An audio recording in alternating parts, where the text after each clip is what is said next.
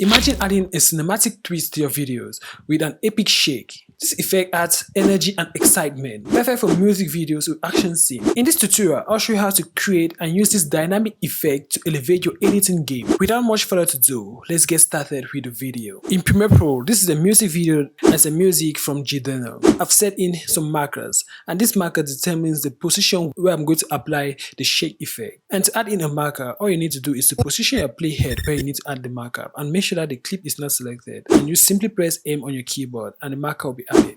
And to customize the marker, you can right click on it, then go to edit marker. You can change either the color, the name of the marker, add some comments or anything that you want to do, so long as it's found here, and you hit on OK, and the marker will be customized. And to remove the marker, you can just right click on it and take clear selected marker, and that will be gone.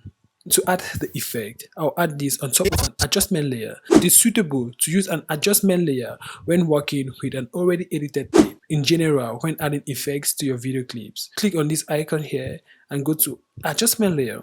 With these options, I'm going to allow it as default because it has taken it from this video clip.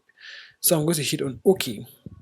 Then I'll add in the adjustment layer, starting with the first marker. Then I'm going to cut this adjustment layer somewhere around here, leaving some little space so I'll have some space to work with while adding the effect. Now we've added the markers and some adjustment layer. It's time for us to add in the effect that we're going to use to create this shake effect. And the effect we're going to be using is a transform effect, which is pretty easy to do. And the properties we are going to be animating under the transform effect is the scale, the position, and the rotation property. Under the effects panel, I'm going to search transform. Then I'll double click to add it to the adjustment layer, and I'll make sure that the adjustment layer is selected. I'll start by setting the first keyframe for the position, the scale, and the rotation. Then to move forward, I'm going to press the right arrow key once, then set in the keyframe for the position, scale, and the rotation.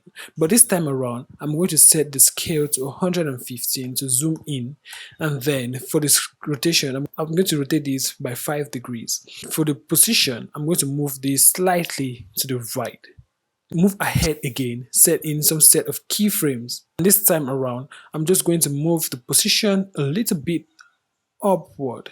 Then for this rotation, I'm going to set this back to 0. And for the scale, I'm going to set this to 110. Move ahead. This time around, set the rotation to -5. The scale to 115. For the position, I'm going to reset the parameter to its default value, then move this to the left. And once more, move ahead, set in the keyframe for the position, the scale, and the rotation. And move this downward like so. And for the scale, I'm going to set this to 110, and the rotation, I'll set this back to 0. You can go ahead and play with all of these properties, changing the position, the scale, and the rotation. But for the sake of this tutorial, I'm going to allow mine like this.